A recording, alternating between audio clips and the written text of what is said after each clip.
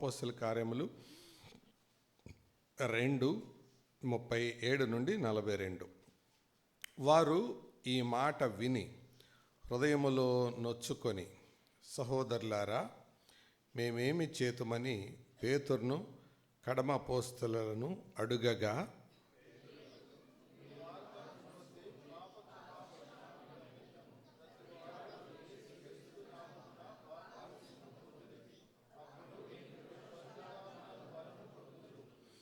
ఈ వాగ్దానము మీకును మీ పిల్లలకును దూరస్తులందరికీ, అనగా ప్రభువైన మన దేవుడు తన యొద్దకు పిలిచిన వారికందరికీ చెందునని వారితో చెప్పెను.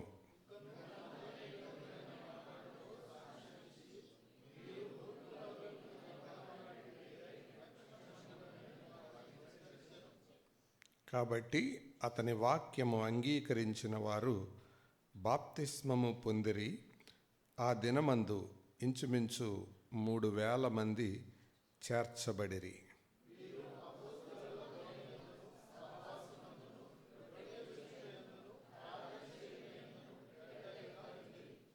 చాలు, చిన్న ప్రార్థన చేద్దాం. దయగల తండ్రి, పరిశుద్ధుడైన దేవా, ఈ రాత్రి మీ సన్నిధికి అల్పులమైన మమ్మలను రాచేసినందుకే వందనాలు. మీరిచ్చిన దినం, ఆ దినములో మేము మిమ్మల్ని స్తుతించి ఘనపరచాలని మొదటి పాటను, మీ వాక్యాన్ని మీరు వర్షంలాగా కురిపించు, అప్పుడు మా హృదయాల్లో జరగవలసిన కార్యాలు జరగాలని రెండవ పాటను పాడుకున్నాం. తిరిగి మీ వాక్యం దగ్గరికి చేరువచ్చాం. మీ మాటలు మా హృదయాల్లో ఫలించున్నట్లుగా సహాయం చేయమని, బాప్తిస్మం కొరకై సిద్ధపడుతున్న వారినేమి, ఇప్పటికే బాప్తిస్మం తీసుకున్న వారినేమి, బాప్తిస్మాన్ని ఇంకనూ నిర్లక్ష్యం చేసే వారికేమి, అందరికీ అవసరమైన మాటలు మీ వాక్యంలో నుంచి మాతో మాట్లాడమని, మహిమ పొందమని యేసు ప్రభు దివ్య నామమున వినయంతో వేడుకుంటున్నాము తండ్రి, ఆమేన్.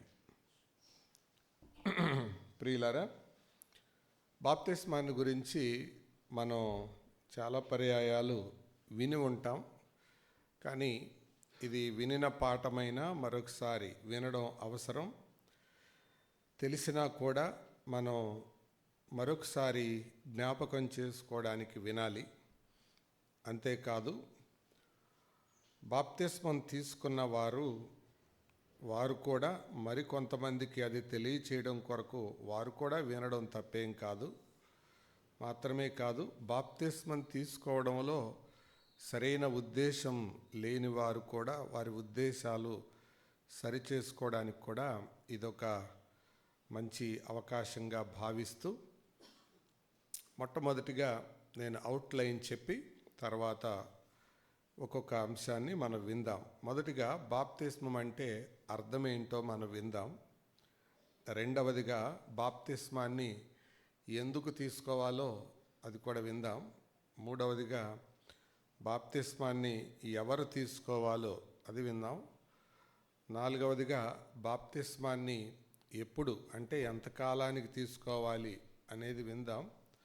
తర్వాత బైబిల్లో బాప్తిస్మం అనే దానికి ఏది వాక్యానుసారమైన బాప్తిస్మం అనేది విందాం. తర్వాత బాప్తిస్మం తర్వాత జీవితం ఎలా ఉండాలో ఆరవదిగా విందాం.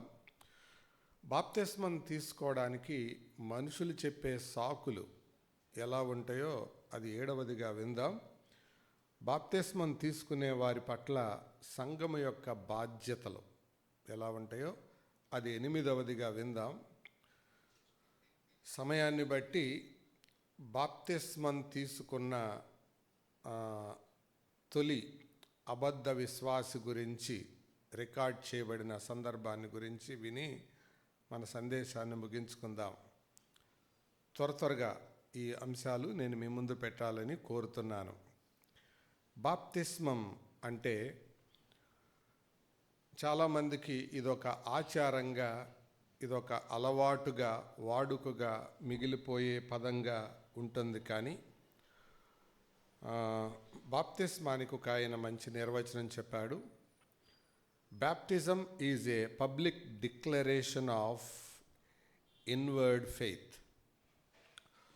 లోపల ఉన్న విశ్వాసాన్ని బహిర్గతం చేసే ఒక బహిరంగ ప్రకటన బాప్తిస్మం.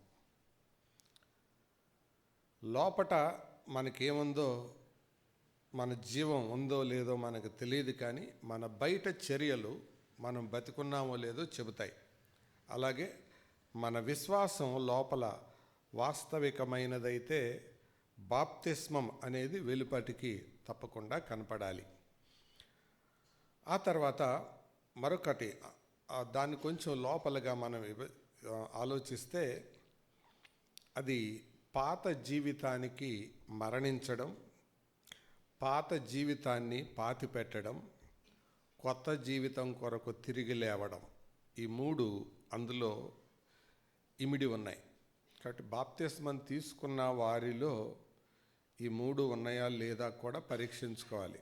పాత జీవితాన్ని పాతిపెట్టడం, పాత జీవితానికి చచ్చిపోవడం, తర్వాత పాతిపెట్టడం, తర్వాత కొత్త జీవితం కొరకు కొత్త జీవితంతో తిరిగి లేవడం. లోపట జరిగిన మార్పును బయటికి కనపరిచేది బాప్తిస్మం. అంతేకాదు, అది విధేయతతో కూడిన ఒక కార్యం. It's an act of obedience. అంటే నువ్వు బాప్తిస్మం తీసుకోవట్లేదు అనుకో, నీ నమ్మకమే సరైంది కాదు. అసలు నువ్వు యేసుప్రభుని నమ్మిందే అనుమానం. అర్థమవుతుందా? కాబట్టి బాప్తిస్మం అనేది నువ్వు విధేయత చూపడం కొరకు చేసే పని అది. కాబట్టి బాప్తిస్మం తీసుకోకుండా నువ్వు కాలం గడుపుతావో దాని అర్థం ఏంటంటే, నేను అవిధేయుడిగానే ఉంటాను, నేను అవిధేయురాలుగానే ఉంటాను అనేది నువ్వు దేవునికి డిక్లేర్ చేస్తున్నావు అని అర్థం. కాబట్టి అసలు రక్షణ విధేయులకు ఇస్తాడా ప్రభు? అవిధేయులకు ఇస్తాడా? విధేయులకే. అవిధేయులకి రక్షణ ఉండదు, విధేయులకే రక్షణ. విశ్వాసం అన్న దాంట్లో విధేయత అనేది తిరుగులేని అనుభవం. అంతేకాదు, బాప్తిస్మం అనేది ఏదో సాధించిన తర్వాత తీసుకునే కార్యక్రమం కాదు. విశ్వాస జీవితాన్ని ఆరంభించటానికి తీసుకునే కార్యక్రమం అది. చాలామందిలో ఉన్న అపోహ ఏంటంటే, అంతా ఎదిగిన తర్వాత నేర్చుకున్నాక బాప్తిసం తీసుకుందాం అని అనుకుంటారు. అది చాలా పెద్ద పొరపాటు, అది చాలా తప్పది. కాబట్టి అలా ఉండకూడదు అని మనం జ్ఞాపకం చేసుకుంటూ, బాప్తిస్మంలో ఎదగటం, దేవునిలో ఎదగటం కొరకు, విశ్వాస జీవితం, శిష్యత్వం ప్రారంభించడం కొరకు తీసుకోవాలి. తర్వాత రెండవదిగా, ఎందుకు బాప్తిసం తీసుకోవాలి అంటే త్వరగా కొన్ని కారణాలు చెప్తాను. మొదటిదిగా, యోహాను క్రొత్త నిబంధనలో దాన్ని పరిచయం చేశాడు. రెండవదిగా, యేసు ప్రభు అంతటా ఆయనే తీసుకున్నాడు.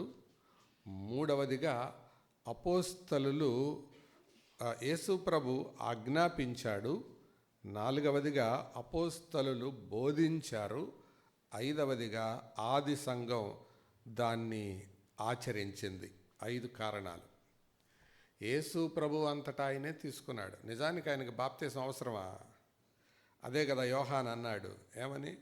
నేను నీ ద్వారా బాప్తిసం పొందాల్సి ఉండగా నువ్వు నా దగ్గరికి రావడం ఏంటి అని అంటే, నీతి యావత్తు ఇలా జరగాలి కానివ్ అన్నాడు. కాబట్టి యేసు ప్రభు అంతటా ఆయనే బాప్తిసం తీసుకున్నాడు. యోహాను పరిచయం చేశాడు, యేసు ప్రభు ఆయన బాప్తిస్మం తీసుకున్నాడు. బాప్తిస్మం తీసుకున్న యేసు ప్రభు బాప్తిస్మాన్ని గురించి ఆజ్ఞాపించాడు, ప్రకటించమని చెప్పాడు. నమ్మి బాప్తిస్మం పొందినవాడు రక్షింపబడును, నమ్మని వానికి శిక్ష విధింపబడును అని ప్రభువే చెప్పాడు. కాబట్టి ఆయన ఆజ్ఞాపించాడు. 3 చెప్పాను. మొదటిది యోహాను పరిచయం, యేసు ప్రభు తీసుకోవడం, యేసు ప్రభు ఆజ్ఞాపించటం. 4వది అపోస్తలులు దాన్ని బోధించటం, ఆది సంఘం దాన్ని ఆచరించటం. ఈ 5 కారణాలు. తర్వాత no baptism, no public confession. బాప్తిజం లేకపోతే నువ్వు బహిరంగంగా సాక్ష్యం ఇచ్చినట్టు కాదు. నెక్స్ట్ 3వది హూ షుడ్ బి బ్యాప్టైజ్డ్. ఎవరు బాప్తిస్మం తీసుకోవాలి? ఇప్పుడే మనం చదివాం అపోస్తల కార్యాలు 2వ అధ్యాయం 38వ వచనాన్ని 37 కూడా చదివితే మంచిది. వారు ఈ మాట విని హృదయములో నొచ్చుకొని, అక్కడ ఒక అంకె వేసి ఉంటుంది కదా, హృదయములో పొడవబడి అంటే హృదయానికి ఎక్కడ నొప్పి తగిలింది? హృదయానికి. కాబట్టి బాప్తిస్మం తీసుకునేవాడికి గాయం అవ్వాలి. ఎక్కడ గాయం? హృదయంలో గుచ్చుకోవాలి, హృదయం నొచ్చుకోవాలి. అది వారు ఈ మాట విని హృదయంలో నొచ్చుకొని అన్న దగ్గర ఒక అంకె వేసింది కదా, కింద ఏముంటుంది? పొడవబడి అంటే పొడుచుకోవాలన్నమాట. వాక్యం పొడుచుకున్నవారు. నెక్స్ట్ వాళ్ళే అడిగారు, మేమేమి చేతుము అని అడిగారు. అంటే పొడవబడిన తర్వాత నెక్స్ట్ ఏం అడగాలి? ఏం చేయాలి అని అడగాలి. ఏం చేయాలో అవతల వాళ్ళు చెప్పడం కాదు, అడగాలి కదా. మనకి ఎప్పుడైనా దెబ్బ తగిలిందనుకో, వెంటనే ఏం చేస్తాం? మనంతటా మనం ఫస్ట్ ఎయిడ్ చేస్తాం. ఫస్ట్ ఎయిడ్ చేసుకున్న నమ్మకం లేక సెకండ్ ఎయిడ్ కోసం పరిగెడతాం. సెకండ్ ఎయిడ్ అంటే హాస్పిటల్. కాబట్టి పొడుచుకున్నప్పుడు తప్పకుండా దాని గురించి ఒక కార్యాచరణ మనలో ఉండాలి. నెక్స్ట్ మీరు చదివితే అప్పుడు పేతురు చెప్పాడు, మీరు మారు మనస్సు పొంది అన్నాడు. కాబట్టి అప్పుడు హృదయం మారి అని మనం చదువుతాం. అంటే దీని అర్థం ఏంటంటే పశ్చాత్తాపం. అక్కడ వాడబడిన పదం రిపెంటెన్స్. దానికి రిపెంటెన్స్ అన్నదానికి వాడబడిన పదం పశ్చాత్తాపం. కాబట్టి పశ్చాత్తాపానికి ముందు వివరం అడగడం, వివరం అడగడానికి ముందు వాక్యం హృదయంలో గుచ్చుకోవడం. అది వాక్యం చేత గుచ్చబడడం, ఒక సలహా తీసుకోవడం, పశ్చాత్తాపడడం, ఇది బాప్తిస్మంకి అవసరమైనది. మరొక మాట ఇదే అపోస్తల కార్యాలు 8వ అధ్యాయం 12వ వచనం చూడండి. అపోస్తల కార్యాలు 8:12. అయితే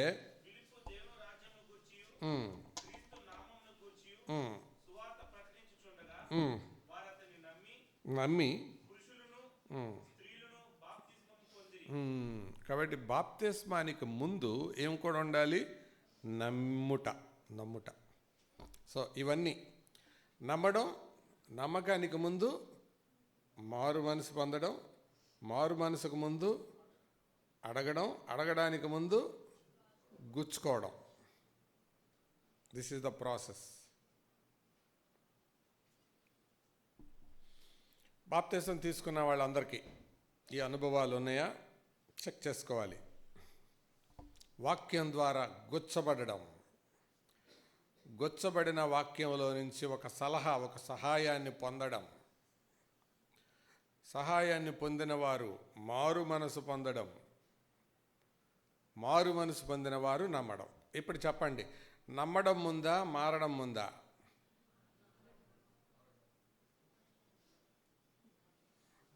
ఇప్పుడు మనం విన్న ఆర్డర్. కాబట్టి మారి నమ్మాలా ప్రభువుని? మారకుండా నమ్మాలా? మారి నమ్మాలి. మారడం అంటే అర్థం ఏంటి? పూర్తిగాని కాదు, రూపాంతరం పొందే అనుభవంలోకి మనం ఎప్పుడెప్పుడే రాం. పశ్చాత్తాపడటం, అది దానికి మార్పు అనేది స్పష్టమైన పదం మనం చెప్పలేం. పశ్చాత్తాపం అంటారు దాన్ని. అంటే పాత జీవితాన్ని గురించిన బాధ. దాన్ని మిలిటరీ పరిభాషలో చెప్పాలంటే రైట్ అబౌట్ టర్న్ అంటారు. అంటే ముందుకు వెళ్ళేవాడు ఆగి అటు నుంచి వెనక్కి తిరగటం, దాన్నే పశ్చాత్తాపం, పరివర్తన అంటారు. మ్యాథమెటిక్స్ భాషలో చెప్పాలంటే పరావర్తనం అంటారు. పరావర్తన కోణం అనే దానికి ఇంగ్లీష్ పదం ఏంటి చెప్తారా? Reflex angle. రిఫ్లెక్స్ యాంగిల్ అంటే అది మీద పడింది, దాన్ని రిఫ్లెక్ట్ అవ్వడం. అంటే పరివర్తన చెందడం అంటే అటు నుంచి వెనక్కి తిరగడం, వెనక్కి మల్లడం అని అర్థం అన్నమాట. సో ఇది. నెక్స్ట్, బాప్తిస్మం ఎప్పుడు తీసుకోవాలి? బైబిల్ ఏం చెప్తుంది? ఎన్ని సంవత్సరాల తర్వాత తీసుకోవాలి? ఎన్ని నెలల తర్వాత తీసుకోవాలి? ఒక 3 మాటలు త్వరగా చూపిస్తాను రండి. అందరు బైబిల్స్ చూడండి, నోట్ చేసుకోండి. 4, బాప్తిసం ఎంతకాలం తర్వాత తీసుకోవాలి? ఇప్పుడు చదివిన అపోస్తల కార్యాలు 2వ అధ్యాయం 41వ వచనానికి రండి. 2:41. కాబట్టి వాక్యం అంగీకరించిన వారు ఎప్పుడు? అదే అంగీకరించిన వారు అంటే ఎంతకాలం జరిగి ఉంటుంది? ఒక 6 months, ఒక 6 నెలల, ఒక 3 నెలలు. సో ఇది బైబిల్ చెప్పేది. బాప్తిస్మం అనేది చాలామంది తెలిసి చేసే పొరపాటు ఏంటంటే బాగా ఎదిగాక తీసుకుందాం, బాగా తెలుసుకున్నాక తీసుకుందాం, బాగా నేర్చుకున్నాక తీసుకుందాం అని.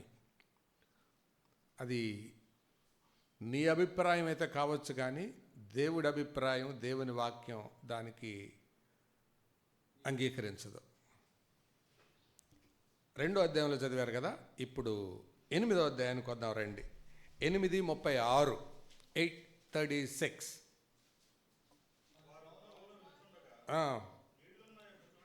వచ్చి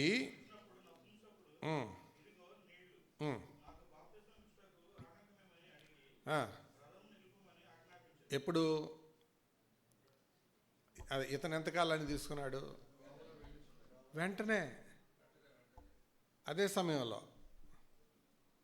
రైట్. ఇది 2వ ఉదాహరణ. 3వ ఉదాహరణ చెప్పమంటారా? ఇప్పుడు 16వ అధ్యాయానికి రండి. ముందు ఎన్నో అధ్యాయం చూసాం? 2. తర్వాత ఎన్నో అధ్యాయం చూసాం? 8. 2 × 8 ఎంత? 16. 16వ అధ్యాయంలోకి రండి. 16:33. ఆ రాత్రి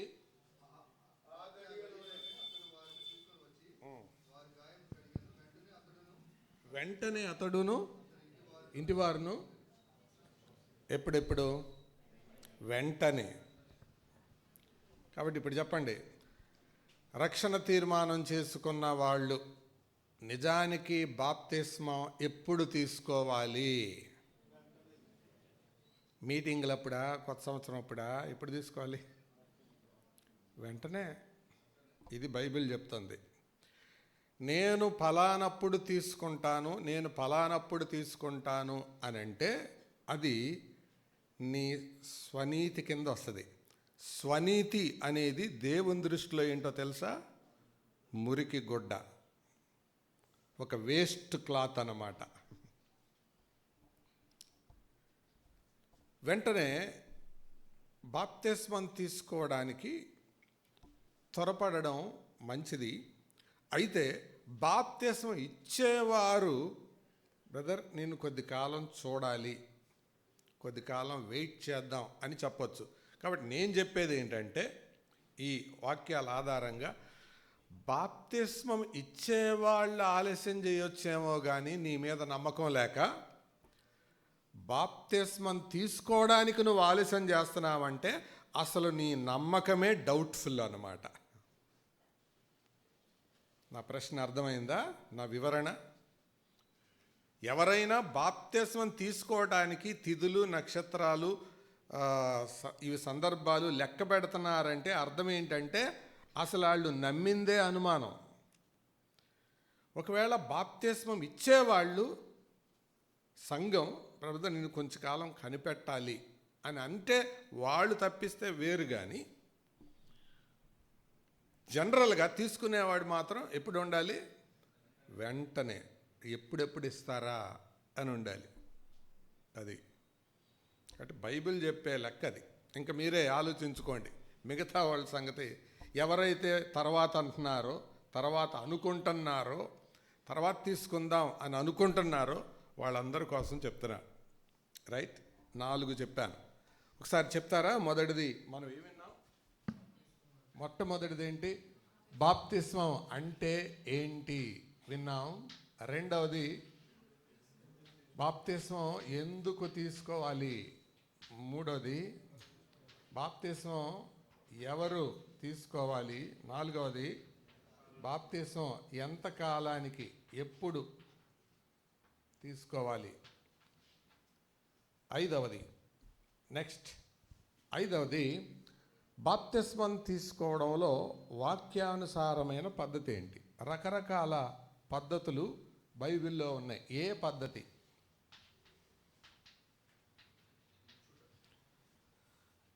దీనికి గ్రీకులో బ్యాప్టిజో అన్న పదం వాడబడింది అని చెబుతారు. బ్యాప్టిజో అన్న పదానికి అర్థం 2 ఉన్నాయి. ముంచడం, లేపడం అని, అంటే పాతి పెట్టడం అని అర్థం. మరొకరు చెప్పింది ఏంటంటే జల సమాధి అని. కాబట్టి అది ఒక జెండా కింద నిలబెడితే సమాధి అయినట్ట, లేకపోతే సమాధి చేయడం అంటే 4 మట్టి పెడ్డలు నెత్తి మీద వేస్తే సమాధి చేసినట్ట. సమాధి చేయడం అంటే అర్థం ఏంటి? పూర్తిగా మట్టిలో పాతి పెట్టడం. సో బాప్తిస్మం అంటే బైబిల్ లెక్క లోపటికి, నీళ్ళ లోపలికి వెళ్ళడం.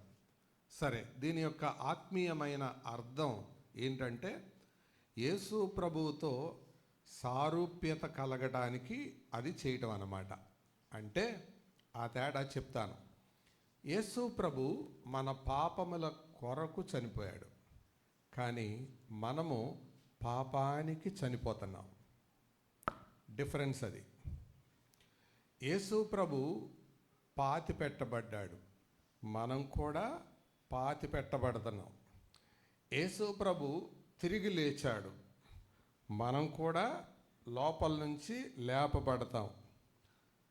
4వది యేసు ప్రభు మన కొరకు జీవిస్తున్నాడు, మనం కూడా మన కొరకే జీవించాలి. అంతేనా? ఆయన కొరకు జీవించాలి. ఇది బాప్తిజం అంటే. బాప్తిజం అంటే వాక్యానుసారమైన పద్ధతిలో అర్థం ఏంటంటే ఆయన మొట్టమొదటి దగ్గరే తేడా, మిగతాదంతా మామూలే. ఏంటది? మొదటిది బాప్తిస్మం అంటే చనిపోవడం. అయితే యేసు ప్రభు చనిపోవడానికి మనం చనిపోవడానికి తేడా ఏంటి? యేసుక్రీస్తు వారు మన పాపము కొరకు చనిపోయాడు, మనము పాపం కొరకు చచ్చిపోం, పాపానికి చచ్చిపోతాం.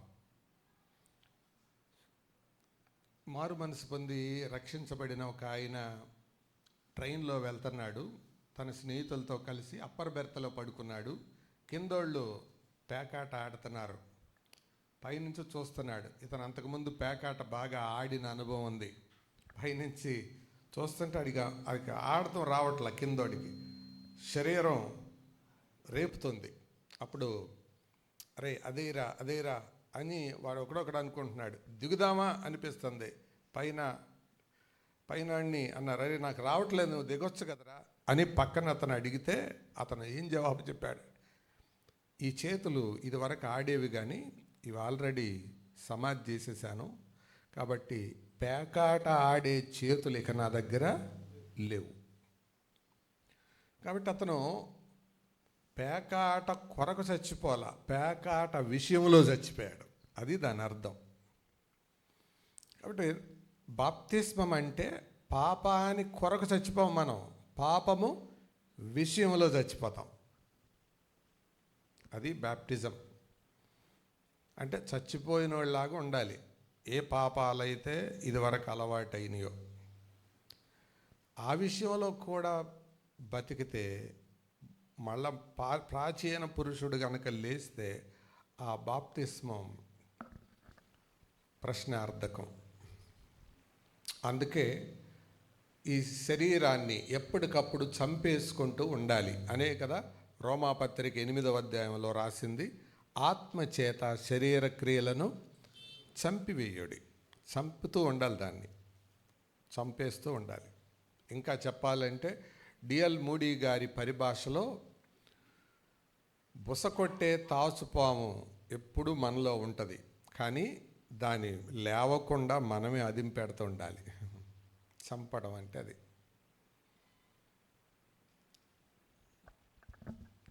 ఇది మనకు అర్థం కాకపోతే ప్రమాదం.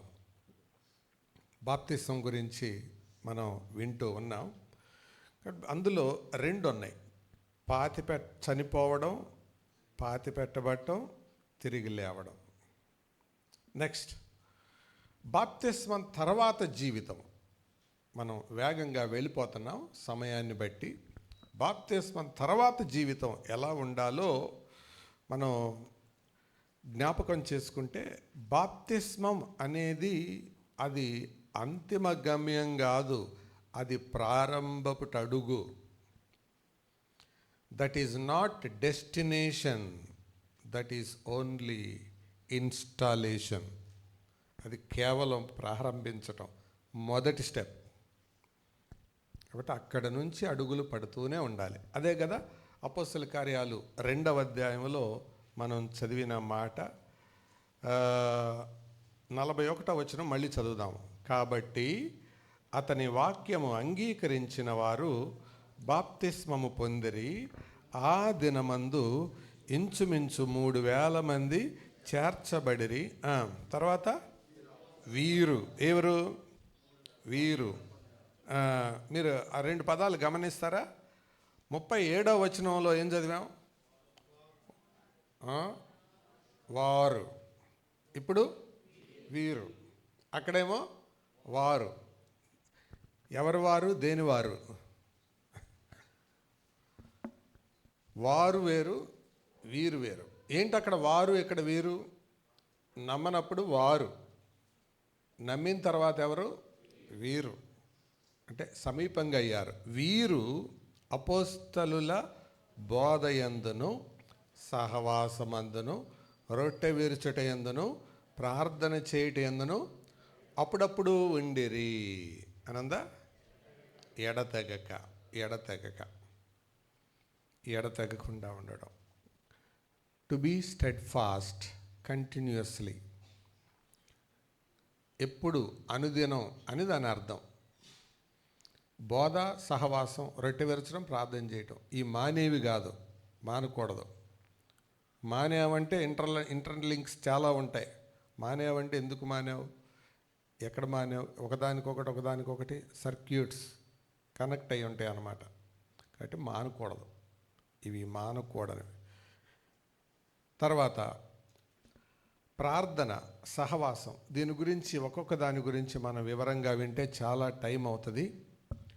సో దానితో పాటు ఇవి ఎప్పుడైతే ఉంటాయో, కింద భాగం మీరు చదివితే 43వ వచనానికి రండి. 43. అప్పుడు ప్రతి వానికిని ఎందుకు కలిగింది భయం అంటే, వాళ్ళల్లో పరిశుద్ధ జీవితం. పరిశుద్ధ జీవితం అవతల వాళ్ళల్లో భయాన్ని కలిగిస్తుంది. హోలీ లివింగ్. మనలో పరిశుద్ధత ఉన్నప్పుడు అవతల వాళ్ళు భయపడతారు. ఈ భయం ప్యానిక్ ఫియర్ కాదు, రెస్పెక్ట్ఫుల్ ఫియర్. ప్రాణం పోతుంది లేకపోతే చంపేస్తారు అనే భయం కాదు. వాళ్ళని చూస్తే పరిశుద్ధ భయం. అప్పుడప్పుడు వింటుంటాం కదా, జస్ట్ 21 years.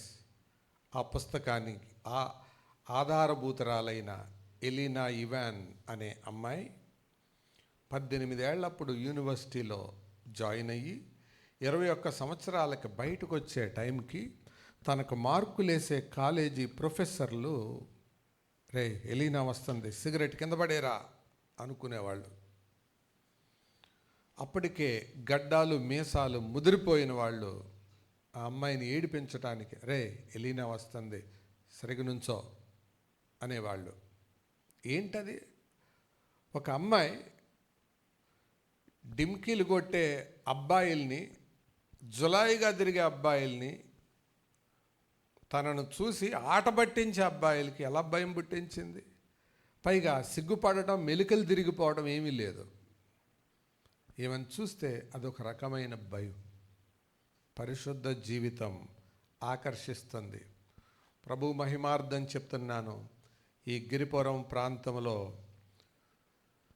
సుధాకర్ బాబు అనే వ్యక్తి గొప్పతనం ఏమి లేదు, కానీ కేవలం ఈ ప్రాంతంలో ఉండి పరిశుద్ధంగా బ్రతకటం.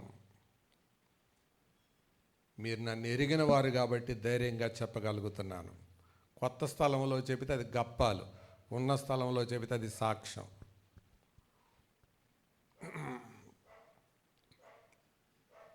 ఈ స్థలంలో పరిశుద్ధంగా సాక్ష్యాన్ని కాపాడుకుంటూ బ్రతికాం. ఇది బాప్తిసం తీసుకున్న ప్రతి వారికి ఉండాలి పరిశుద్ధ జీవితం. ఇదే లేదంటే వెనకాల క్వశ్చన్స్ వచ్చేస్తాయి. అది నిజంగా మారాడా, రక్షణ పొందాడా, అంతకుముందు పొడి ఇప్పుడు తడి అన్నట్టు అయిపోతుంది. హోలీ లివింగ్. తర్వాత కింద మాట చదవండి, 46వ వచనాన్ని.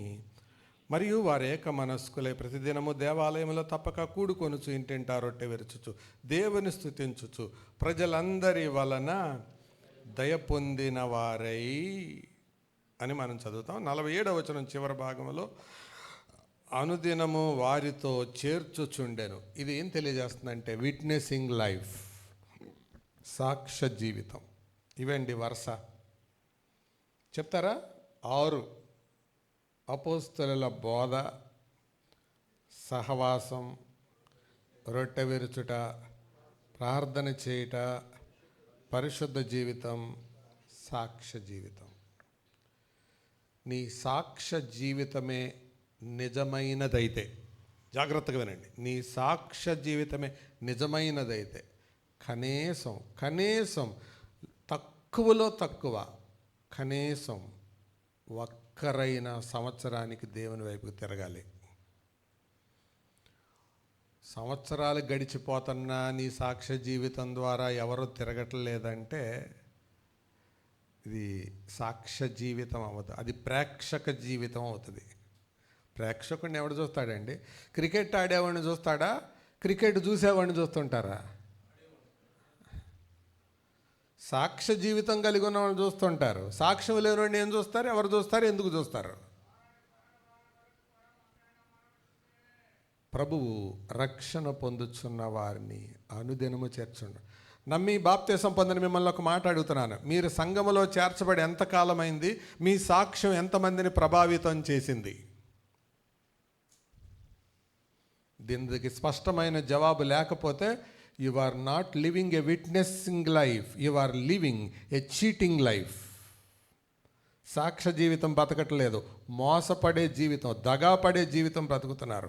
ఎందుకంటే witnessing life always influences others. Christian life is not influenced life, it is influencing life.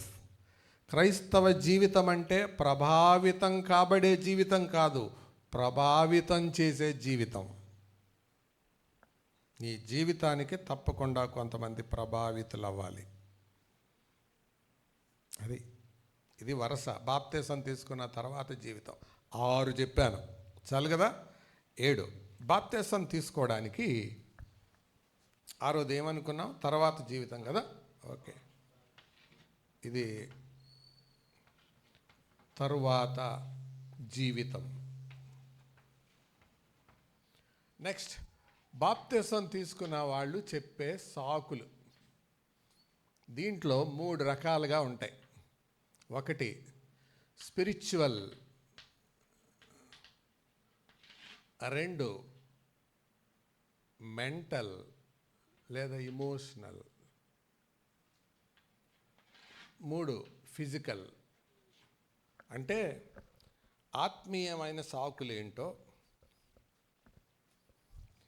మానసికమైన సాకులేంటో చెప్తాను. అది నేను చెప్పడం కాదు, మీతోనే చెప్పిస్తాను. ఇప్పుడు అనుకుందాం, బాప్తిసం తీసుకున్న వాళ్ళు తీసుకోవడానికి చెప్పే సాకులేంటి మీరు చెప్పండి. కమా మాట్లాడండి. మీకు అసలు తెలియని వాళ్ళకి చూసినట్టు చూస్తున్నారు. తీసుకునే వాళ్ళు మేము తీసుకోవడం లేదు, ఇప్పుడే కాదు అని అనడానికి వాళ్ళ దగ్గర ఉండే సాకులేంటి? ఏజ్ అంటే అది దేనికి సంబంధించింది? ఏజ్, వయస్సు. నెక్స్ట్ ఉం?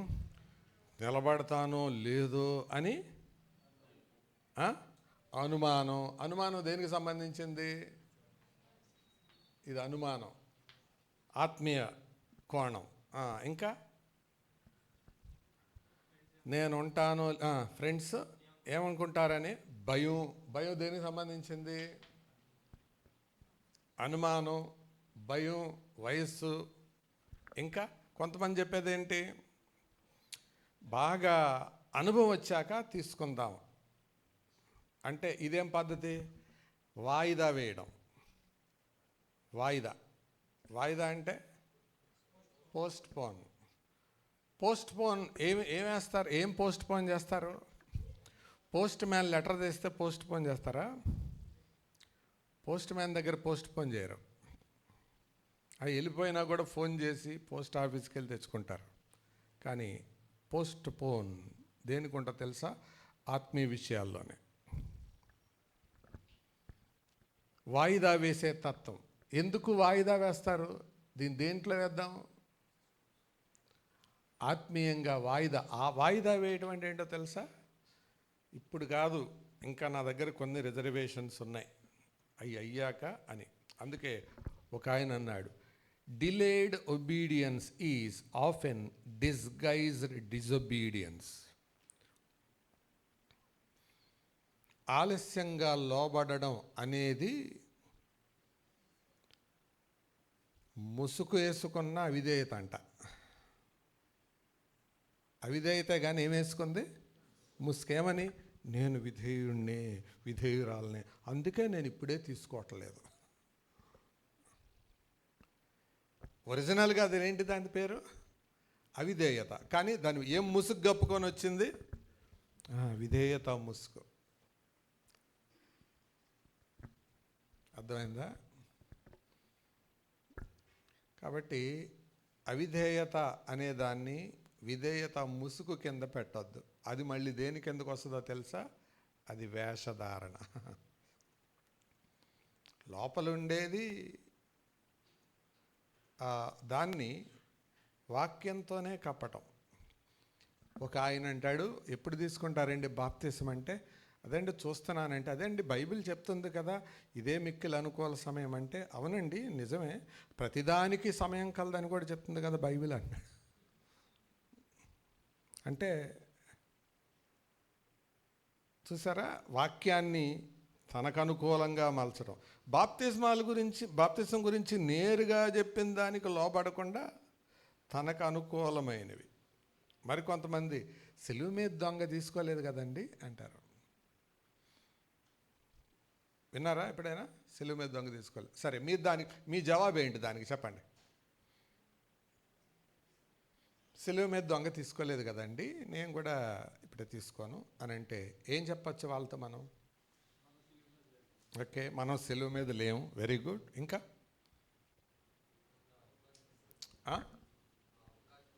అవకాశం లేదు, గుడ్. ఇంకా సిలువ మీద దొంగ ఎందుకు తీసుకోలేదంటే, మీరు చెప్పినవి వాస్తవమే, తరువాత అతనికి సాక్షిగా బ్రతికే అవకాశం లేదు, అవసరం కూడా లేదు. అందుకది ఆయనకు అవసరం లేదు. సాక్షిగా బతకాలి అనుకునే ఏ ఒక్కడైనా తీసుకొని తీరాల్సిందే. అందుకే ఈ మధ్యలో, అయ్యా మా ఆయన బాప్తిసం తీసుకోకుండానే చచ్చిపోతాడు అని అంది ఒక ఆవిడ. ఎట్లో కట్టివ్వండి అయ్యా, మంచంతోనే తీసుకెళ్ళి ముంచండి అయ్యా అని. అప్పుడు నేను అన్నాను, అమ్మా లేచి సాక్షిగా బతుకుతాడు అని అనుకుంటే మనం తీసుకొని వెళ్ళి ముంచొచ్చు. అసలు ఆయన లేవలేడు, నడవలేడు, కూర్చోలేడు, ఆయనకి బాప్తిసం ఎందుకమ్మా? కాబట్టి నడిచి బతికి జీవించే ప్రతి వాడు కూడా బాప్తిసం తీసుకోవాల్సిందే. ఇక తర్వాత ఈ నమ్మిన తర్వాత నెక్స్ట్ స్టెప్, నువ్వు పరదేశికి వెళ్తున్నావు అనుకో, బాప్తిసం అక్కర్లా. జైల్లో ఉండి ఉరిశిక్ష చేశారు, అప్పుడు బాప్తిసం అక్కర్లా, ఖరారైంది. ఆఖరి సమయంలో నమ్ముకున్నారు అనుకో, ఎందుకంటే సాక్షిగా బతికే ఛాన్స్ లేదు. ఒకవేళ వాళ్ళు ఒప్పుకుంటే జైలు అధికారులు కూడా ఒప్పుకొని వాయిదా వేస్తారేమో, మరి నాకు తెలియదు. కానీ నెక్స్ట్ స్టెప్, నమ్మిన తర్వాత నెక్స్ట్ స్టెప్ భౌతికంగా చావడమే అయితే పర్వాలేదు, బాప్తిజం అక్కర్లేదు. అది సిలువ మీద దొంగ యొక్క ఉపమానం, దాని అంతరార్థం. అంతేగాని సిలువ మీద దొంగ తీసుకోలేదు కదండి అనేది అది వాస్తవం కాదు. సో అనుమానం, భయం, తర్వాత బాగా ఎదిగిన తర్వాత తీసుకుందాం అని అనుకోవడం, వాయిదా వేయడం, ఇవన్నీ మీరు రాస్తే చాలా వస్తాయి. కొంతమంది పెళ్లి చేసుకున్నాక పెళ్ళికి తీసుకుందాం అనుకుంటారు. మరి కొంతమంది జనవరి 1వ తారీఖు తీసుకుంటే చాలా స్ట్రాంగ్ అనుకుంటారు. మీకు తెలుసు కొన్ని స్థలాల్లో అట్లా ఉంటుంది. లేదా మీటింగులకి తీసుకుంటే అనుకుంటారు. నిజానికి అసలు నువ్వు తీర్మానం చేసుకున్న మరుక్షణం నాయకులను నిద్రపోనివ్వకూడదు. అంకుల్ నాకు బాప్తిజం ఎప్పుడు ఇస్తారు, అన్న నాకు బాప్తిజం ఎప్పుడు ఇస్తారు అని అడగాలి. ఇఫ్ యువర్ ఫెయిత్ ఈజ్ జెన్యుయిన్, నీ విశ్వాసం వాస్తవికమైనదైతే, అంకుల్ నాకు బాప్తిజం ఎప్పుడు ఇస్తారు, చాలా కాలం అయిపోతుంది, ఏంటి మీరు ఎందుకు డిలే చేస్తున్నారు, ఈ లోపల ప్రభు వస్తే అని అడగాలి. పర్లేదమ్మా కొద్ది కాలం ఆగు అని అంటే, సరే అంకుల్ నాకైతే తీసుకోవాలని ఉంది, మిమ్మల్ని బట్టి నేను ఆగుతున్నాను, మీరు ఎప్పుడంటే అప్పుడు నేను రెడీ అని చెప్పాలి. అంతేగాని బాప్తిజం అండి అదే అండి చూస్తున్నాను కొంచెం కొద్దిగా సమస్యలు ఉన్నాయి, ఇది అయిపోయిన తర్వాత అదే కొద్ది బాగా ఎదిగిన తర్వాత నెక్స్ట్ తీసుకుంటాను అని అన్నావంటే అసలు నువ్వు నమ్మిందే బూటకం. నమ్మిందే బూటకం అయితే అసలు బాప్తిజం తీసుకుంటే ఏమి, తీసుకోపోతే ఏమి. అంటే బాప్టిజం అనేది it's a step to obedience. మళ్ళీ చెప్తున్నాను, బాప్తిస్మం రక్షణ కాదు, నమ్మి బాప్తిజం పొందితే రక్షణ. బాప్తిజం తీసుకుంటే రక్షణ తీసుకున్నట్టు కాదు. కొంతమంది ఇదొక పదం వాడతారు, నేను రక్షణ తీసుకున్నానండి అంటారు. రక్షణ తీసుకోవడం అంటే వాళ్ళ దృష్టిలో ఏంటి, బాప్తిజం తీసుకోవడం అని. నో, బాప్తిజం రక్షణ కాదు, నమ్మిన దానికి గుర్తు రక్షణ బాప్తిజం. అంతేగా లోపలను విశ్వాసం ఉంచిన దానికి గుర్తు విధేయత. అందుకే మొదట్లోనే చెప్పాను, baptism is an external declaration of inward faith. నేను ప్రభు బిడ్డని, ఇదిగో ఆయన సాక్షిని అని లోకానికి ప్రూవ్ చేయడం, అది బాప్తిస్మం. రైట్. సో మరికొన్ని కారణాలు మీరు రాసుకోవచ్చు. తర్వాత మరి కొంతమంది కుటుంబ కారణాలు సాకుగా చెప్తారు. నాకు ఇష్టమే కానండి మా భర్తకి మా అమ్మా నాన్న వాళ్ళకి ఇష్టం లేదండి అని అంటారు. అప్పుడు ఏం చేయాలి? కమాన్ మాట్లాడండి. శాస్త్రులు పరిచయలాగా చూడకుండా కొద్దిగా ఆచరణాత్మకంగా, ఇవన్నీ ప్రాక్టికల్ ప్రాబ్లమ్స్, ఆలోచించి జవాబు చెప్పండి. ఒకటి లాజికల్ ఆన్సర్ ఏంటంటే, పిచ్చుకొక్క తరుణ్తో ఉంటే వెంటనే జేబులోంచి ఫోన్ తీసి, మమ్మీ పిచ్చుకొక్క తరుణుతుంది, పారిపోమ్మంటావా ఇక్కడే నిలబడమంటావా అని అడిగే అంత సిన్సియర్గా ఉండేవాళ్ళు ఎవరైనా ఉన్నారు ఇక్కడ? నెత్తి మీద రాయి పడుతుంది, మమ్మీ రాయి పడుతుంది, తప్పుకోమంటావా అక్కడే నిలబడమంటావా అని అడుగుతారా? బాప్తిజం తీసుకోవటానికి ఎంతమంది పర్మిషన్లు, ఏంటది అసలు? అది యేసు ప్రభు తిన్నగా ఒక మాట చెప్పాడు, ఆ మాట చదివిస్తాను రండి. మత్తయి సువార్త 10వ అధ్యాయం 37వ వచనం, మాథ్యూ 10:37. ఇది నా మాట కాదు, యేసు ప్రభు మాట. 10:37, తండ్రినైనను తల్లినైనను నాకంటే ఎక్కువగా ప్రేమించేవాడు is unfit, is not worthy of me. కాబట్టి బాప్తిజం దగ్గర మీ అమ్మ మీ నాన్న సాకు అడ్డం రాకూడదు. మళ్ళా చెప్తున్నాను, తల్లిదండ్రులు సన్మానించాలా సన్మానించకూడదా? సన్మానించాలి. గౌరవించాలా గౌరవించకూడదా?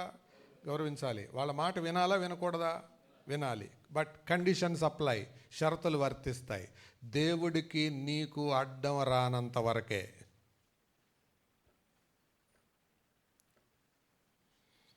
దేవునికి నీకు అడ్డం వస్తే వాళ్ళను కూడా దేవుడా తల్లి తండ్రా అని తేల్చుకోవాల్సి వచ్చినప్పుడు డెఫినెట్గా దేవుని వైపుకే మొగ్గాలి. సిక్కు కుటుంబంలో పుట్టి క్రిస్టియానిటీ అంటే ఆమెడు దూరం వెళ్ళి అసహ్యించుకొని వారిని ఏడిపించే లక్షణం కలిగిన సుందర్ సింగ్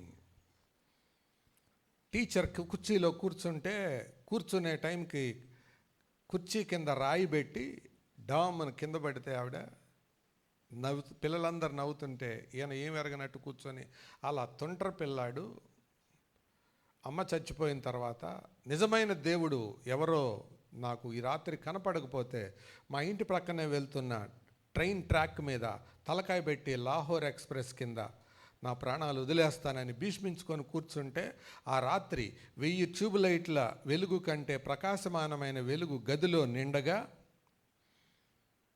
సుందర్ అన్న పిలుపు గుండెల్లో గుబులు రేపగా వాళ్ళ అమ్మే పిలిచినట్టు అనిపించి, ఎవరు నువ్వు అని అడిగితే, నువ్వు ఏ పేరు చెప్తే అయితే అసహించుకుంటున్నావో ఆ యేసు ప్రభువుని నేనే అని అంటే, ఆ రాత్రి ప్రభువుని నమ్ముకున్నాడు. ఏ బైబిల్ అయితే చించేశాడో అది తెచ్చుకొని ఇష్టం లేని నాన్నకు తెలియకుండా పెట్టిలో పెట్టుకొని చదువుతుంటే నాన్న గమనించి బయటికి గెంటేశాడు. అదైనా బయటికి వెళ్ళాలి లేదా నువ్వైనా బయటికి వెళ్ళాలి అని అంటే పట్టుకొని వెళ్ళిపోయాడు. రోడ్ల పక్కన తింటూ పడుకుంటూ నీళ్లు తాగుతూ ఉండగా ఎవరో చెప్పారు, నీ కొడుకు రోడ్ల మీద పడుకుంటున్నాడయ్యా, ఇంత ధనవంతుడివి, ఆడు బికారులాగా రోడ్ల మీద పడుకుంటున్నాడు అని చెబితే తండ్రి హృదయం తట్టుకోలేక వాడిని రమ్మని చెప్పండి అని చెప్పాడు.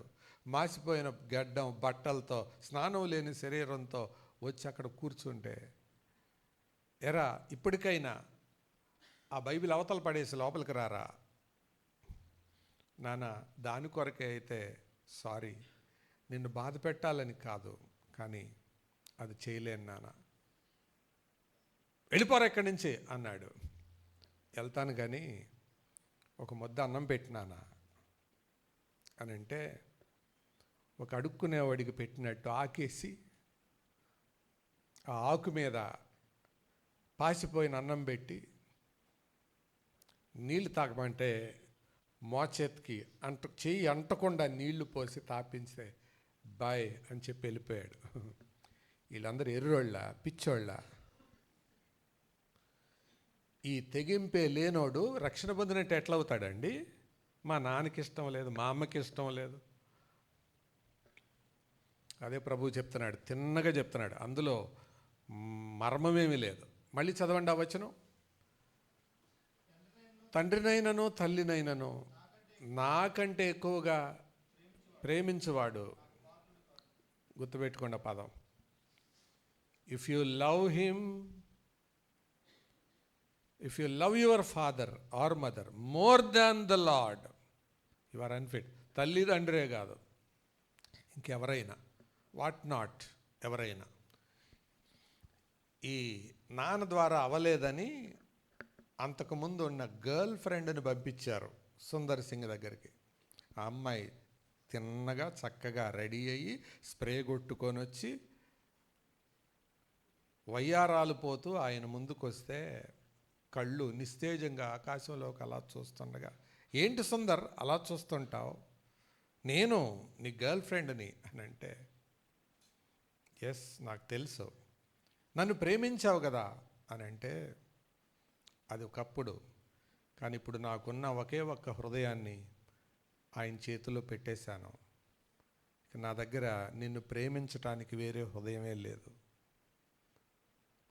ఏడ్చింది, కాళ్ళ మీద పడింది, లొంగలేదు. చివరిదాకా అలాగే మిగిలిపోయాడు. యేసు ప్రభుకి నీకు ఏ మనిషి అడ్డం వచ్చినా యు ఆర్ అన్ఫిట్. అది తల్లిదండ్రి బంధమా, మరొక బంధమా, అక్రమ బంధమా, whatever it may be, ఆయన కంటే ఎక్కువగా ప్రేమిస్తే you are not worthy. So ఇవి సాకులు. 8 బాప్తిస్మం తీసుకునే వారి విషయంలో సంఘం యొక్క వైఖరి ఎలా ఉండాలి అంటే, ఇందులో కూడా ఒక 5 మాటలు చెప్తాను. బాప్తిస్మం తీసుకునే వారికి సంఘము చేయవలసిన మొదటి పని, టీచ్ క్లియర్లీ అండ్ బిబ్లికల్లీ. వాక్యం ఏం చెబుతుందో దాన్ని స్పష్టంగా వాక్యానుసారంగా చెప్పాలి. ఒక్క సేవకుడు కాదు, ఒక్క పరిచారకుడు కాదు, ప్రతి విశ్వాసి చెప్పాలి. వాక్యం చెప్పేది చెప్పాలి, మన అభిప్రాయాలు కాదు. వాక్యం ఏం చెప్తుందో చెప్పాలి. ఎవరు వాయిదా వేస్తున్నారో తెలుసుకొని చెప్పాలి. మాకెందుకులే ఆ బాప్తీసం ఇచ్చేవాళ్ళు ఆ బాప్తీసం తీసుకుని వాళ్ళు చూసుకుంటారులే అంటే నువ్వు అసలు ఆ సంఘంలో బాధ్యత కాదు, భాగం కాదు, అది నీ బాధ్యత. రెండవది, సహనంతో వ్యవహరించాలి. వాళ్ళ పట్ల తొందర పెట్టకూడదు, సహనంతో వ్యవహరించాలి. మూడవది, వారికి ఉన్న అనుమానాలను నీ అనుభవంలో నుంచి యథార్థంగా నివృత్తి చేయాలి. అంటే పెద్ద స్కాలర్ లాగా, పెద్ద తెలివి కలిగిన వాడికి లాగా అలా కాదు. నీ అనుభవంలో నుంచి నువ్వు ఎలాంటి ఫేస్ చేసావు, నువ్వు ఎలా ముందుకొచ్చావు, నువ్వు కింద మీద పడితే ఎలా లేచావు, ఇవి పంచుకోవాలి. నాలుగవది, దేవుని కృప మీద ఆధారపడేలాగా ప్రోత్సహించాలి. వాళ్ళు సహజంగా అనేది ఏంటంటే, నేను నిలబడతానా లేదా అని, నేను ఉంటానా పడతానా అనేదాన్ని వాళ్ళు చెప్పినప్పుడు దేవుని కృప ఏంటో, ఆ కృప మనిషిని ఎలా బలపరుస్తుందో చెప్పాలి. దానికి ఒక లాజికల్ రీజన్ చెప్తాను. అసలు కళ్ళున్నవాడు కింద పడడానికి ఎక్కువ అవకాశాలు ఉన్నాయా, కళ్ళు లేనాడు కింద పడడానికి ఎక్కువ అవకాశాలు ఉన్నాయా? కదా. కానీ ఎక్కువ సార్లు కింద పడేది ఎవరు చెప్పండి? ఎందుకు? అదే ప్రాబ్లం, అదే సమస్య. అలాగే వారికి కింద పడకుండా ఉండడానికి దేవుడు ఎన్ని అవకాశాలు ఇచ్చాడో చెప్పాలి. సంఘం ఉందయ్యా, వాక్యం ఉందయ్యా, సేవకులు ఉన్నారయ్యా, సహవాసం ఉందయ్యా, పరిశుద్ధాత్మ ఉన్నాడయ్యా, వాక్యం ఉందయ్యా, పైన దేవుడు ఉన్నాడయ్యా, ఆయన తోడుందయ్యా, ఇన్నుండగా నువ్వు పడతావు అని నీకు అనుమానం ఉందంటే అసలు అది లాజికలేనా? అంటే దేవుని కృప మీద ఆధారపడడం నేర్పించాలి. అందుకే జి రాజారావు గారు తరచుగా ఈ ఉదాహరణ చెప్పేవాడు. ఇదేంటి అంటే పెన్న అనేవాడు. పెన్ను కూడా కాదు, పెన్న. ఇది నిలబడిందా పడిందా? నిలబడింది. ఇప్పుడు నిలబడిందా పడిందా? పడింది. ఇందాకెందుకు నిలబడింది, ఇప్పుడు ఎందుకు పడింది? పట్టుకునేవాడు చేతిలో ఉంటే నిలబడింది, పట్టుకునేవాడు వదిలేస్తే పడింది. ఇప్పుడు దేవుడు ఏమన్నాడు? పట్టుకుంటాను అన్నాడు, పట్టుకున్నాను అన్నాడు. నువ్వు ఆయన చేతిలో ఉంటే ఎందుకు పడతావు? నువ్వు పడ్డావంటే అర్థం ఏంటి? నువ్వు ఆయన చేతిలో లేవని అర్థం. నువ్వు పడుతున్నావంటే అర్థం ఏంటి? ఆయన చేతిలో లేవని అర్థం. నేను తప్పిపోయాను ప్రభువా, నేను జారిపోయాను ప్రభువా అని ఈ సిగ్గుమాలిన ప్రార్థనలు ఎందుకు చేస్తుంటాం మనం? ఆయన చెయ్యి దాటిపోయి, ఆయన గీత మీరి అప్పుడు చేస్తాం. కానీ అదే కృపను వాడుకున్న వాళ్ళు ఏం చేస్తారు? నేనేమైతే ఉన్నానో అది దేవుని కృప వల్లే అయి ఉన్నాను. కృపని 2 రకాలుగా వాడుకుంటారు. ఎదిగే విశ్వాసులు పాపం చేయకుండా ఉండడానికి వాడుకుంటారు. బానిసలైన విశ్వాసులు పాపం చేయడానికి వాడుకుంటారు. క్షమిస్తాడుగా, ఏం చేసినా పర్వాలేదుగా అని అనుకుంటారు. ఆ విశ్వాసం అది పొరపాటు, తప్పు. అందుకే కదా రోమాపత్రిక 6వ అధ్యాయంలో పౌలు అన్నాడు, కృప విస్తరించవలెనని పాపమందు నిలిచి ఉందుమా, అట్లనరాదు. తప్పది. పాపం ఎక్కడుందో కృప అక్కడ అపరిమితంగా విస్తరించింది. కానీ కృప విస్తరిస్తుందని పాపం చేద్దామా? తప్పు కదా అది. నీళ్ళు ఉన్నది ఎందుకు? బురద చేసుకొని కడుక్కోవడానికా? కావాల్సి చేసుకొని కడుక్కోడాక? లేకపోతే బురద అంటితే కడుక్కోడాక? అదే పనిగా బురదలో దిగొచ్చి కడుక్కోవడానిక నీళ్ళు ఉన్నాయి? యేసుప్రభు కృప ఉంది ఎందుకు? పొరపాటును చేస్తే కడుక్కోవడానికి, ఆశ్రయించడానికి. కాబట్టి ఇవి సంఘముగా అది వారికి తెలియచేయాలి. తర్వాత 5వదిగా దృఢమైన సహవాసం వాళ్ళకి అందించాలి. Strong fellowship. అందుకే ఒక ఆయన వాక్యం చెప్తుండగా విన్నాను. బాప్తిస్మం తీసుకున్న ఆయన స్ట్రగుల్ అవుతూ ఉన్నాడంట. తనకున్న దురలవాటు వదలలేక సారా కొట్టుకు వెళ్ళిపోతున్నాడు. ఈయన 2 రోజులు గమనించాడు. వెళ్ళిపోయి ఆఫీసులో నుంచి నేరుగా ఆ ఏ కొట్టుకు వెళ్తున్నాడో ఆ కొట్టు దగ్గర బీట్ వేసేవాడు. ఒక 10 నిమిషాల ముందుగానే వెళ్ళి ఈయన చూడగానే లోపలికి వెళ్ళబోయేవాడు. ప్రైజ్ ది లార్డ్ అన్న వందనాలు అనేవాడు. అనగానే ఆ విశ్వాసం చూసి మళ్ళీ లోనికి వెళ్తాడా? వెళ్ళాడు. అనగానే భుజం మీద చేసి రా టీ తాగుదాం రా అని చెప్పి తీసుకొచ్చి అక్కడి నుంచి స్టేడియంకి తీసుకొచ్చి అక్కడ కూర్చోబెట్టి వాక్యం వినిపించి ప్రార్థన చేసి బండి మీద ఇంటి దగ్గర దించి దాదాపు 1 నెల చేసిన తర్వాత ఆ అలవాటు వదిలేశాడు అతను. Strong fellowship. అటువంటి సహవాసం వారికి ఇవ్వాలి. చివరిది ఏం చెప్తానన్నా? చివరిది బాప్తిసం తప్పుగా అర్థం చేసుకున్న తొలి విశ్వాసిగా పేరు పెట్టుకున్న అవిశ్వాసి అతని గారడీ సీమోను 8వ అధ్యాయంలో మనకి కనపడుతుంది. అతని జీవితానికి కేంద్ర వచనం ఏంటో తెలుసా? నీ హృదయము దేవుని ఎదుట సరైనది కాదు. ఇది చాలా సీరియస్ థింగ్. నువ్వు బాప్తిసం తీసుకున్నావా లేదా అనేది క్వశ్చన్ కాదు. Is your heart right before God or not? ఇంతే ప్రశ్న.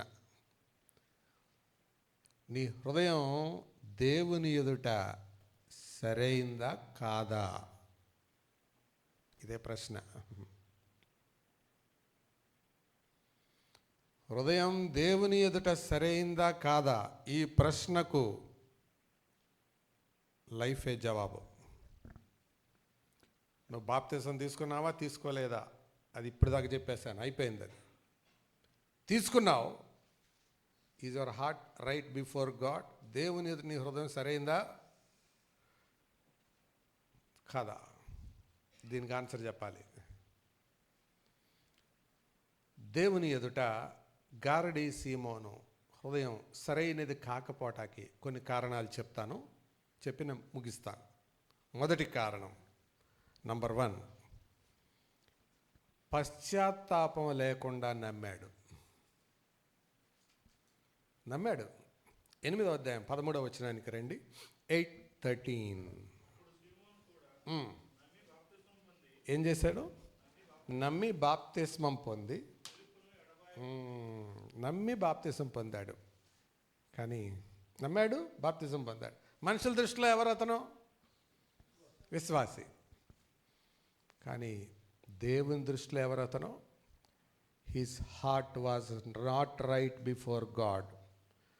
బాప్తిజం తీసుకున్న సోదరులారా, మీరు తీసుకున్నారా లేదా అనేది నేను అడగటం లేదు. ఇప్పుడు మీరు తీసుకొని ఎంతకాలం అయింది, ఎంత సీనియర్లు, అది కూడా అడగటం లేదు నేను. ఇప్పుడు నీ హృదయం దేవుని ఎదుట సరే కాదా? స్ట్రైట్గా ఆన్సర్ చెప్పండి. సరే కానండి, ఇది కాదు, ఎస్ ఆర్ నో, అవును కాదు. It's an only yes or no question.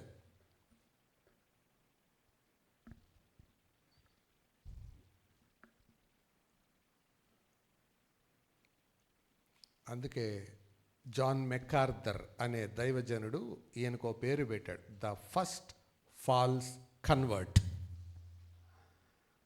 ఇతనికి పెట్టిన పేరు ఏంటో తెలుసా? The first false convert. మొట్టమొదటి అబద్ధపు మోసపూరితమైన విశ్వాసి, మోసగాడు.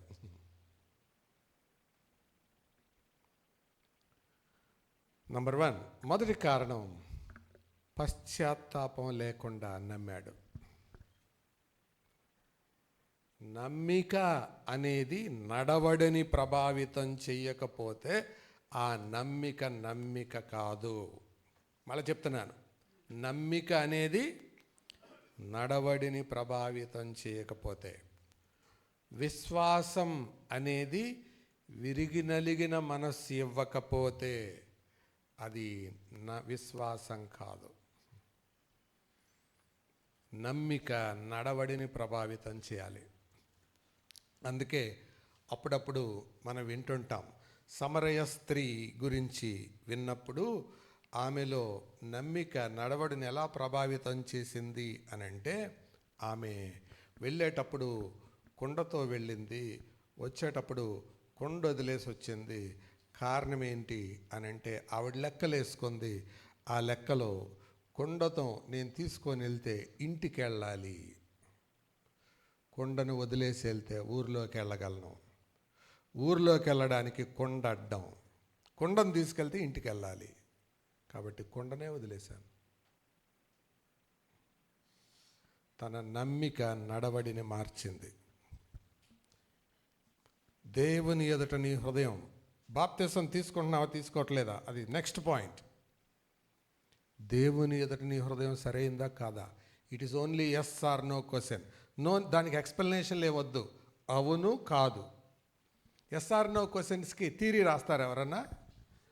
ఏమండి, మీరు చదువుకునే పిల్లలు చెప్పండి, ఎస్ ఆర్ నో అంటే ఏం పెట్టాలి? ఎస్ నో, అంతే. అంతేగాని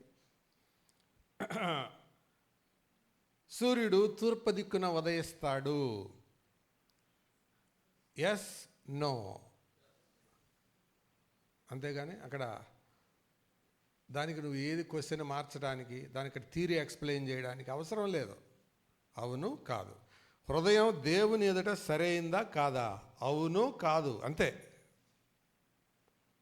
దేవుని ఎదుట సరైంది కాదు, అవును అని దేన్ని బట్టి చెప్పొచ్చు అంటే, నీలో నీ నమ్మిక నీ నడవడిని ప్రభావితం చేయనప్పుడు నువ్వు ప్రమాదంలో ఉన్నావు. నువ్వు ఇదేన్నైతే నమ్మావో అది నిన్ను ప్రభావితం చేయనప్పుడు నువ్వు ప్రమాదంలో ఉన్నావు. నమ్మిక నడవడిని ప్రభావితం చేయాలి, విశ్వాసం విరిగి నలిగిన మనస్సునివ్వాలి, బాప్తిస్మం భయభక్తులు కలిగిన జీవితాన్ని ఇవ్వాలి. మళ్ళీ చెప్పండి 3 మాటలు. నమ్మిక నడవడిని ప్రభావితం చేయాలి, విశ్వాసం విరిగి నలిగిన మనసునివ్వాలి, బాప్తిస్మం భయభక్తులను నీలో తీసుకురావాలి. ఇవి జరగకపోతే your heart is not right before God. దేవుని ఎదుట నీ హృదయం సరైంది కాదు. Take it as granted.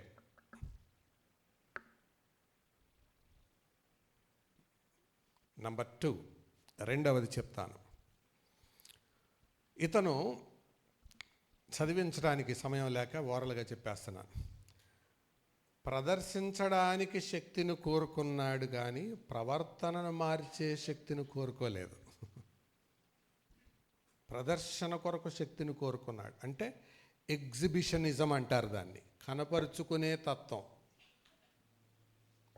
నేను కనబడాలి, నేను వినబడాలి, నన్ను అందరూ చూడాలి, నన్ను గుర్తించాలి. ఈ తత్వం నిజమైన పశ్చాత్తాపానికి గుర్తు కాదు. పాపాత్మురాలు వెనక నుంచి వచ్చింది, వెనకాల కూర్చుంది. యేసుప్రభు కాళ్ళు ఇట్ట పక్కన పెట్టుకొని ఉన్నాడు. ఎవరైనా గమనించట్లా. కళ్ళతో నీళ్లు కారుస్తుంది, పాదాల మీద పడుతున్నాయి, ఎవరికి తెలియట్లా. ఒక్క సీమోనే చూస్తున్నాడు, తుడుస్తుంది. ప్రభువుకు తెలుసు. అంతేగాని నేను ఎంత ఏడుస్తున్నానో చూడండి, నేను ఎంత ప్రార్థన చేస్తున్నానో చూడండి. Exhibitionism is not the proof of real repentance. కనబడాలి, కనబరుచుకోవాలి అనే తత్వం మార్పుకు సూచన కాదు. దేవుని ఎదుట సరైన హృదయం కాదది. అందుకే యోహాను అన్నాడు, ఆయన హెచ్చవలసి ఉన్నది, నేను తగ్గవలసి ఉన్నది. మాకు కాదు యెహోవా, మాకు కాదు, నీ కృపా సత్యములను బట్టి నీ నామమునకే మహిమ కలుగునుగాక. ఒక ఆయన ఈ వారంలో వచ్చి, దేవుడు మాకు ఇట్లా ఒక స్థలం అనుగ్రహించాడంటే ఎంత అయింది అన్నాడు. ఇంత అని చెప్పాను. అయితే నువ్వు కోటీశ్వరుడు అన్నమాట అన్నాడు. ఆయనతో నేను అన్న మాట, ఆ మాట వినడానికే భయంగా ఉంది. మేమున్న ఇల్లునే నాది అని చెప్పడానికి నాకు గుండెలు సరిపోవు. అది నాది కాదు, దేవుడు నాకు అనుగ్రహించింది. అందుకే మా ఇంటికి పెట్టిన పేరు కృపా భిక్ష. దేవుడు వేసిన భిక్ష అది. నా గొప్పతనం ఉంది అందులో. నేను ఒక నిమిత్త మాత్రుడిని అందులో. నేను కోటేశ్వరుని అవటం ఏంటి? బిత్తరపోయాడు ఆన్సర్కి. స్టిల్ కొంతమంది అడిగారు నన్ను, అన్న మీరు వాక్యం చాలా బాగా చెప్తారు కదా, ఎప్పుడైనా మీకు గర్వం వస్తుందా అని. ఎప్పుడు రాలేదండి గర్వం. ఎందుకు అంటే విన్న తర్వాత నెక్స్ట్ నేనేం చెప్పాలని నా దృష్టి ఎప్పుడు ముందు ఉంటుంది కానీ వెనకాల ఉండదు. నేను ఎంత బాగా చెప్తున్నాను, ఎంత బాగా చెప్తున్నాను. అసలు ఎగ్జిబిషనిజం అనేది పనికిరాదు. ఇది ఎవరిలోనైతే ఉంటుందో వాళ్ళ హృదయం దేవుని ఎదుట సరైంది కాదు. ప్రవర్తనను మార్చే శక్తి కంటే ప్రదర్శించుకునే శక్తిని కోరుకున్నాడు. ఇది రెండవ గుర్తు. మనలో అది ఉందా? పరీక్షించుకుందాం. నెక్స్ట్, పేరు ప్రఖ్యాతులను కోరుకున్నాడు కానీ చాటుగా ఉండి ప్రభువుని సేవించడాన్ని కోరుకోలే. పేరు ప్రఖ్యాతులు కోరుకున్నాడు, చాటుగా ఉండి ప్రభువుని సేవించడం కోరుకోలే. ఏలియాని దేవుడు వాడుకోకముందు ఏం చేశాడో తెలుసా? ఏలియా, నీవు ఇక్కడ దాగి ఉండు, హైడ్ ఓవర్ హియర్. నేను నిన్ను బయటికి తెచ్చేదాకా నీవు ఇక్కడ దాగి ఉండు. దాగి ఉండడం నేర్చుకోవాలి, తగ్గించుకోవడం నేర్చుకోవాలి. ఇది మూడవది. బాప్తిస్వం తీసుకున్నాడు కానీ బంధకాల్లోనే ఉన్నాడు. చదవండి ఆ మాట, 8వ అధ్యాయం 23వ వచనం. 8:23. నీవు ఘోర దుష్టత్వములోను దుర్నీతి బంధకముల్లోనూ ఉన్నట్టు నాకు దేంట్లో ఉన్నాడు? దుష్టత్వంలో ఉన్నాడు, బంధకాల్లో ఉన్నాడు. అంటే బాప్తిసం తీసుకున్నాడు కానీ బంధకాల్లోనే ఉన్నాడు. బాప్తిసం తీసుకున్న వాళ్ళలారా, మిమ్మల్ని బంధించిన బంధకాలు ఏమైనా ఉన్నాయా? ఉంటే your heart is not right with God. It is only yes or no question. ఏం బంధించాయి నిన్ను? అక్రమ సంబంధమా, లవ్ అఫేరా, అబద్ధాల, ఇంకా బంధకాల్లో ఉన్నావా? అసలు రక్షణ అంటే అర్థమైతే, రక్షణ అంటే అర్థమేంటి? విమోచన. విమోచించడం అంటే ఏంటి? బయటికి లాగటం. బయటికి లాగడం విమోచన, కానీ అందులో ఇరుక్కోవడం అదే విమోచన. అందులో కూరుకుపోవడం అదే విమోచన. కీర్తనాకారుని పరిభాషలో చెప్పాలంటే గుంటలో నుండి పైకి రావడం రక్షణ, బండ మీద ఉండడం రక్షణ, గుంటలోకి దిగడం, కూరుకుపోవడం, అది రక్షణ ఎట్లా అవుతుంది? ఏ బంధకాలు నేను బంధించేసినాయి? సీక్రెట్ అఫైర్, సీక్రెట్ లైఫ్, చీకటి జీవితం, బంధకాలలో నువ్వు ఉంటే your heart is not right before God. నువ్వు బాప్తీసం తీసుకున్నావా లేదా నేను అడగడం లేదు. This is only yes or no question. Check. ఏ బంధకాలు నిన్ను బంధించేశాయి? బంధకం కుక్కనికి గొలుసేసి కట్టేస్తే చాయ్ అంటే ఎక్కడికి వెళ్తుంది? ఆ గొలుసు లాగినంత దూరమే వెళ్తుంది, మళ్ళీ అక్కడికే వస్తుంది. అందుకే అంటారు మున్సిపాలిటీ ఎద్దు, గానుగెద్దు, గంగిరెద్దు 3 ఉంటాయంట. ఏంటి? మున్సిపాలిటీ ఎద్దు, గానుగెద్దు. మున్సిపాలిటీ ఎద్దు నేచర్ ఏంటంటే, ఒకను మున్సిపాలిటీలో పనిచేసింది, దాన్ని తీసుకొచ్చి వ్యవసాయంతో దగ్గర పెడితే అది పొలంకి వెళ్ళే దారిలో చెత్త కుప్ప ఎక్కడ కనపడితే అక్కడ ఆగుతుంది. దాన్ని బంధించింది ఏంటి? బయటికేం బంధకాలు లేవు. అది ఏ బంధకంలో ఉంది? దాని మైండ్ని చెత్త కుప్ప బంధించేసింది.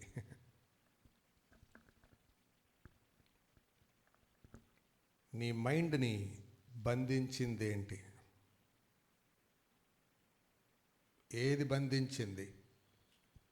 టెంపుల్ రన్నా? ఏది బంధించింది? దేనికి బందీవయ్యావు? రక్షించబడిన జీవితం అంటే విడుదల పొందిన జీవితం, బయటకు వచ్చిన జీవితం, యేసుక్రీస్తునందు స్వతంత్రత పొందిన జీవితం. అందులో ఇరుక్కుపోతున్నావంటే అసలు రక్షణ ఎట్లా అవుతుంది? అది అర్థమవుతుందా సోదరులారా? బాప్తిస్మం తీసుకున్నాడు కానీ బందికానాల్లోనే మిగిలిపోయాడు. That is why his heart was not right before God. చివరి మాట చెప్తాను. అది పాపానికి భయపడలేదు కానీ పాపానికి వచ్చే పర్యవసానానికి భయపడ్డాడు. అందుకే 24వ వచనంలో ఏమన్నాడు చూడండి, 8:24లో, మీరు చెప్పిన వాటిలో ఏదియో నా మీదకి రాకుండా మీరే నా కొరకు మీరే వేడుకోండి. అంటే ప్రార్థన నేను చేయను, ఎవరు చేయాలి? మీరు చేయండి, మీరే చేయండి, మీరే వేడుకోండి. ఇది ఎట్లుందో తెలుసా? ముక్కులో సీమిడేరా అంటే ఎవడో అన్నాడంట, కొత్తి రాదు అని. అరే నీకు జ్వరం వచ్చిందిరా అంటే ఇంజక్షన్ వేయించుకో అన్నాడంట అవతలోడిని. అరే నువ్వు ఘోరమైన బంధకాల్లో ఉన్నావురా అంటే నీ ఎట్లా బయటపడాలో చెప్పండి సార్ అనాలి, కానీ మీరు వేడుకోండి అంటే ఏంటిది అసలు అది? సో అంటే దాని అర్థం వాక్యము విన్న తర్వాత కూడా స్పందన లేకుండా ఉండడం. భయపడుతున్నాడు కానీ మార్పు లేదు, నో చేంజ్. కొంతమంది వాక్యం వినేటప్పుడు నేను చూస్తుంటాను, నిజమైన మార్పా కాదా అని నాకు ఎలా తెలుస్తుందో తెలుసా? టెన్షన్గా ఉంటారు, గలిబిలిగా ఉంటారు, గందరగోళంగా ఉంటారు, కానీ మారరు, అలాగుంటారు. ఈ టైప్ అన్నమాట వాళ్ళు, గారడిసిమన్ టైప్. అంటే భయపడతారు కానీ మార్చుకోరు.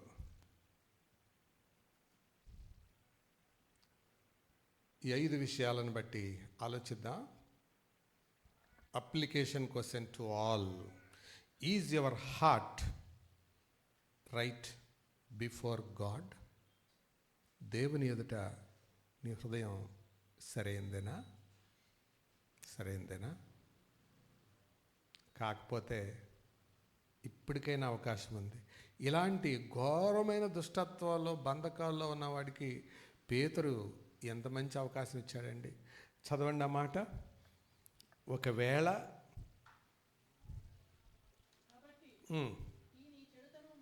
మానుకొని మారు మనసునంది. అర్థమైందా? కాబట్టి మారు మనసు లేకుండా బాప్తీసం పొందాడు, పశ్చాత్తాపం లేకుండా బాప్తీసం పొందాడు. ఒకవేళ ఉమ్. అంటే నేను కూడా గ్యారంటీ చెప్పలేను బాబు. అది నేను చెప్పడం అయితే చెప్తున్నాను, కానీ నువ్వు అప్లికేషన్ పెట్టుకో, దేవుడు క్షమించవచ్చు. క్షమించితే ధన్యుడువు, క్షమించకపోతే నేను కూడా గ్యారంటీ ఇవ్వలేను. కాబట్టి సహోదరులారా, తేటగా స్పష్టంగా మనం విన్నాం.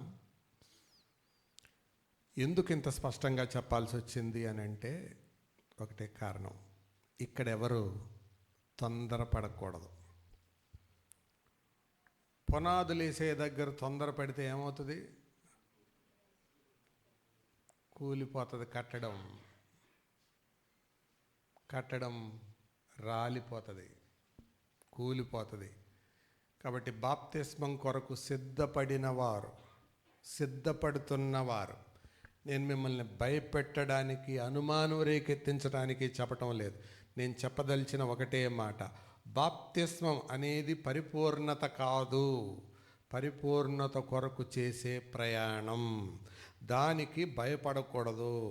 భయపడాల్సింది దేనికి అంటే, నేను పాపం చేస్తానేమో, అయ్యా నాలో ఈ నైజం ఉంది, మీరు నాకు సహాయం చేయండి, నన్ను ఆదుకోండి అంటే దేవుడున్నాడు, వాక్యం ఉంది, పాటలు ఉంది, సంఘం ఉంది, సహవాసం ఉంది, ఆత్మ ఉన్నాడు. ఇంతమంది ముందు నువ్వు ఒక్కడో పడుతున్నావంటే అర్థం ఏంటి? అసలు నీలో మైండ్ లేదన్నమాట. అది నీకా మైండ్ లేదన్నమాట. కాబట్టి ఇన్ని అవకాశాలు పడకుండా ఉండడానికి, తీగ మీద నడుస్తూ కింద పడేవాడిని అయ్యో పాపం బ్యాలెన్స్ కుదరలేదులే అంటాడు. కనకదుర్గమ్మ వారధి మీద వెళ్తూ కూడా కృష్ణానదిలో పడేవాడిని ఏమంటారు? ఏమంటారండి? తీగ మీద నడిచి నీళ్ళల్లో పడ్డాడు ఒకడు, పనిలే బ్యాలెన్స్ కుదరలేదు అనుకుంటారు. వారధ లాంటి బ్రిడ్జి మీద నడుస్తూ కింద పడ్డాడంటే అర్థం ఏంటి? అడు కావలసి పడ్డాడని అర్థం. అవునా కదా? మీరు అటు చూస్తుంటే భయం వేస్తుంది నాకు. ఇన్ని అవకాశాలు దేవుడిస్తే నువ్వు కింద పడుతున్నావంటే అర్థం ఏంటి? తీగలాంటి మార్గం దేవుడు ఇన్ని అవకాశాలు ఇచ్చాడే మనకి. వాక్యము, సంఘము, సహవాసము, ప్రార్థన, పాటలు, ఆత్మ, వాగ్దానాలు, పరలోకం ఎన్ని ఇచ్చాడు. ఇవన్నీ చూసి కూడా నువ్వు పడుతున్నావంటే అర్థం ఏంటి? అసలు నీకు ఇంట్రెస్ట్ లేదన్నమాట. ఇంట్రెస్ట్ లేని వాడికి ట్రస్ట్ రాదు. ట్రస్ట్ వాస్తవం కాదు. కాబట్టి మనం అలా ఉండొద్దని మనం జ్ఞాపకం చేసుకుంటూ ఈ విషయాలు మనసులో ఉంచుకుందాం. సిద్ధపడండి, ప్రార్థన చేసుకోండి, ప్రార్థనాపూర్వకంగా సిద్ధపడదాం. తల వంచండి, ప్రార్థన చేసుకుందాం. ప్రార్థన. Is my heart right before God? నా హృదయం దేవుని ఎదుట సరైనదేనా?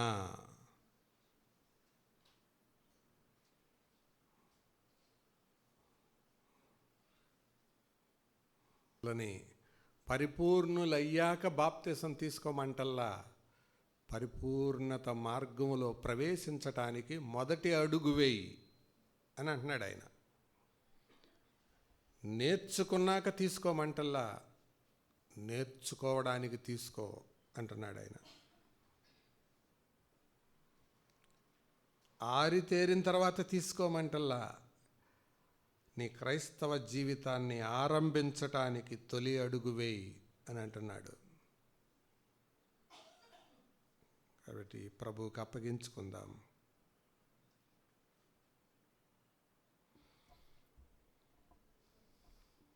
దయగల పరిశుద్ధుడైన తండ్రి, నమ్మదగిన మంచి దేవ, మీకు వందనాలు.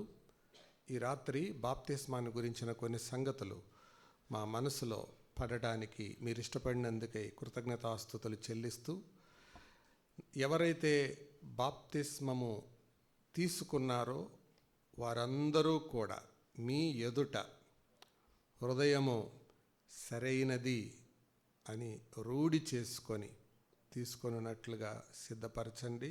అలాగూ పరీక్షించుకున్నట్లుగా సహాయం చేయండి.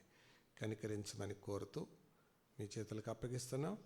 అలాగే ప్రభువా, మరి ఈ దినం ఆయా స్థలాల నుండి చేరి వచ్చిన బిడ్డలందరిని బట్టి వందనాలు. బాప్తిస్మం తీసుకునేవారు కూడా ఈ విషయాలు గుర్తించి గమనించి తొలి అడుగు వేయడానికి వారిలో మనస్సును ఒప్పింపచేయండి. ఆ ధైర్యాన్ని దయచేయండి.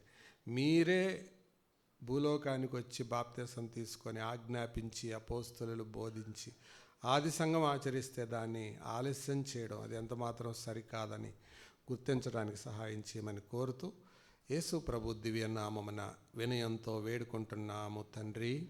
ఆమేన్. మంచిది.